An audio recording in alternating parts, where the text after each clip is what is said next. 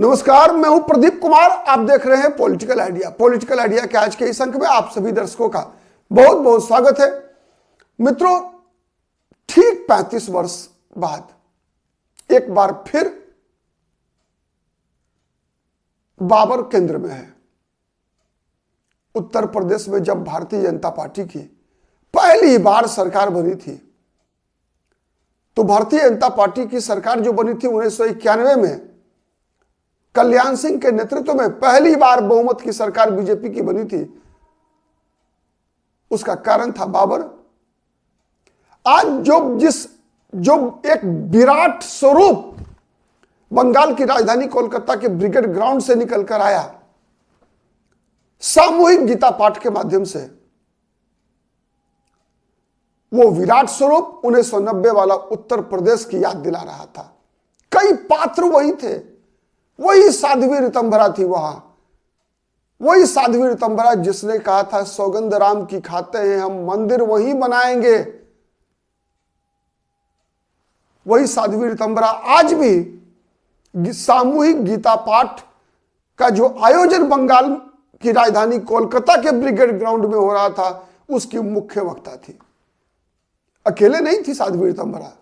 साध्वी ऋतंभरा के साथ आचार्य धीरेन्द्र कृष्ण शास्त्री, स्वामी रामदेव, यहां तक कि बंगाल के गवर्नर सीवी आनंद बोस, केंद्रीय मंत्री सुकांत मजुमदार, बीजेपी के प्रदेश अध्यक्ष समीक भट्टाचार्य और अग्निमित्रा पॉल जैसी भाजपा की विधायक, फायर ब्रांड विधायक, इन सब की मौजूदगी में जितनी बड़ी संख्या में लोग जुटे थे, वह भी एक बड़ा इतिहास बनाता हुआ दिख रहा था। इतनी बड़ी संख्या में कुछ गिने चुनी रैलियां ही हुई है कोलकाता के ब्रिगेड ग्राउंड में। और कम से कम भारतीय जनता पार्टी जैसे, या भारतीय जनता पार्टी छोड़ दी, केवल सीपीएम और टीएमसी को छोड़कर आज तक इतनी बड़ी संख्या में लोगों को किसी भी राजनीतिक दल ने बुलाने में सफलता हासिल नहीं किया था। और उस भीड़ एक की संख्या अलग विषय है, लेकिन जो भीड़ के अंदर जो उत्तेजना थी, भीड़ के अंदर जो एक्साइटमेंट था, वो सीधा सीधा 1990 के दशक वाला उत्तर प्रदेश में जो उत्तेजना लोगों के अंदर हुआ करती थी, वही चीजें दिख रही थी कोलकाता के ब्रिगेड ग्राउंड में। केंद्र में उस बार भी बाबर, इस बार भी बाबर। रामलला हम आएंगे, मंदिर वहीं बनाएंगे, ये जब नारे लगते थे उत्तर प्रदेश में, तो उसी नारे के रथ पे सवार होकर कल्याण सिंह की सरकार बनी थी। तो क्या आज हिंदू राष्ट्र के नारे, आज बाबर के अस्तित्व को बंगाल की धरती पर नहीं रहने देंगे? इस नारे के साथ क्या बंगाल 2026 में बीजेपी की सरकार देखेगा? यह एक बड़ा सवाल निकलकर आज की इस रैली से निकलकर आ रहा है। इस अवसर पर स्वामी रामदेव ने कहा कि बाबर गुलामी का प्रतीक है। बाबर के अस्तित्व को कैसे, एक बाबरी को हमने विध्वंस माने मटिया मेट किया, दूसरी बाबरी को बनाने की अनुमति कैसे दी जा सकती है? मस्जिद लाखों हो सकते हैं, लेकिन बाबरी मस्जिद, बाबर किसी का संबंध कोई भारत से नहीं है। बाबर मुगल था, मुगल आक्रमणकारी था बाबर। इसीलिए उसके किसी भी निशानी को भारत की धरती पर रहने का कोई हक ही नहीं है। और यही स्थिति थी 1990 में उत्तर प्रदेश में। यही बातें बीजेपी कहा करती थी 1990 में, जो बातें आज 2026 में स्वामी रामदेव के मुंह से निकल रहा है, साध्वी ऋतंभरा के मुंह से निकल रहा है, आचार्य धीरेन्द्र कृष्ण शास्त्री की जुबान से निकल रहा है कि सनातन एकता ही विश्व में शांति की गारंटी है।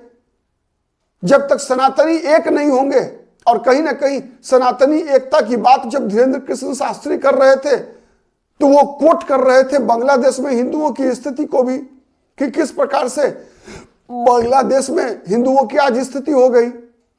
तो पश्चिम बंगाल के लोगों को इस सामूहिक गीता पाठ के माध्यम से ये जितने भी धर्म गुरु वहां मौजूद थे, साध्वी ऋतंबरा, बाबा रामदेव, आचार्य धीरेन्द्र कृष्ण शास्त्री और कई, सब लोगों ने एक स्वर से जिन बातों की तरफ लोगों का ध्यान खींचा, उसका मूल मंत्र यही था कि पश्चिम बंगाल भी बांग्लादेश क्या बनने की राह पर चल पड़ा है। यही सवाल मूल रूप से पूछे गए और कहा गया कि अगर सनातनी के बीच आपस में एकता नहीं रही, राजनीतिक एकता नहीं रही, तो फिर बंगाल भी बांग्लादेश बनने में पीछे नहीं रहेगा।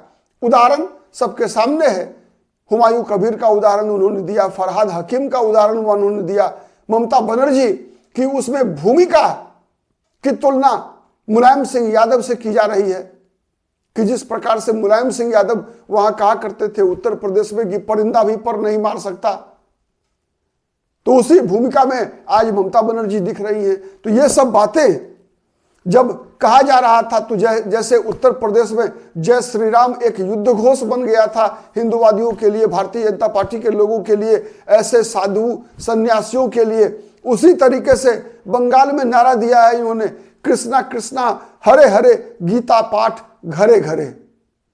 और इसका गीता पाठ से संबंध भी है मित्रों, इसलिए है कि बंगाल की राजनीति में आप देखेंगे कि श्री कृष्ण एक बहुत महत्वपूर्ण भूमिका में होते हैं। आप इस्कॉन के जितना प्रभाव देश भर में आप देखते हैं, उसमें सबसे ज्यादा प्रभाव बंगाल में रहा है। रामकृष्ण परमहंस, ठीक है, चैतन्य महाप्रभु, इन सब का संबंध बंगाल से रहा है। जनसंघ के पहले संस्थापक श्यामा प्रसाद मुखर्जी का संबंध बंगाल से रहा है, ठीक है। महर्षि अरविंद का संबंध बंगाल से रहा है, सुभाष चंद्र बोस का संबंध बंगाल से रहा है, ठीक है। कई ऐसे मनीषी हुए, विशेषकर हिंदू सनातन की बात करने वाले, जिनका संबंध बंगाल से रहा है, उन सब की भूमिका को आज इस रैली के माध्यम से एक प्रकार से उकेरने का प्रयास वहां पर मौजूद जितने भी वक्ता थे सभी लोगों ने किया। और बीजेपी का मकसद भी यही है, बीजेपी का मकसद भी है कि बंगाल के चुनाव को एकदम उत्तर प्रदेश में जिस प्रकार की रणनीति बीजेपी की थी 90 के दशक में हुआ करती थी, ठीक है, धर्म संसद लगा करता था, राम मंदिर के पक्ष में प्रस्ताव पास हुआ करता था, आज उसी प्रकार से यहां राम मंदिर के पक्ष में नहीं बल्कि बाबरी मस्जिद के विपक्ष में प्रस्ताव पास किया गया। कहा गया कि किसी भी कीमत पर भारत की धरती पर, बंगाल की धरती पर हम बाबरी मस्जिद का निर्माण नहीं होने देंगे। जिस प्रकार से मुलायम सिंह यादव के खिलाफ प्रस्ताव पास हुआ करता था, जिस प्रकार से उन दिनों उत्तर प्रदेश में कांग्रेस पार्टी के खिलाफ प्रस्ताव पास हुआ करता था, उसी प्रकार का प्रस्ताव आज ममता बनर्जी के खिलाफ कोलकाता के ब्रिगेड ग्राउंड में पास किया जा रहा है।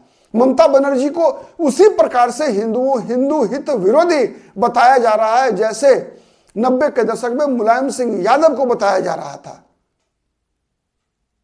आने वाले 5 महीने के बाद विधानसभा का चुनाव है, मई 2026 तक विधानसभा के चुनाव होने हैं बंगाल में। और आज आप कह सकते हैं कि ये आज का जो ब्रिगेड ग्राउंड में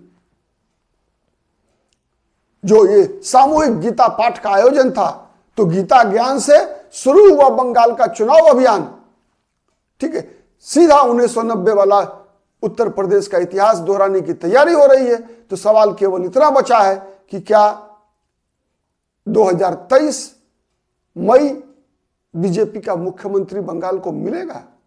केवल अब इतना ही बाकी है। लेकिन इस चुनाव को उत्तर प्रदेश की तरह ही बीजेपी बंगाल को उसी रास्ते पर ले जाने का पूरा व्यूह रचना लगता है कर चुकी है बीजेपी। और देखिए सफलता किसको मिलती है, नजर बना के रखिए पॉलिटिकल आइडिया पर। हमारी नजर हर खबर पर बनी है। आज के लिए इतना ही। बहुत बहुत धन्यवाद।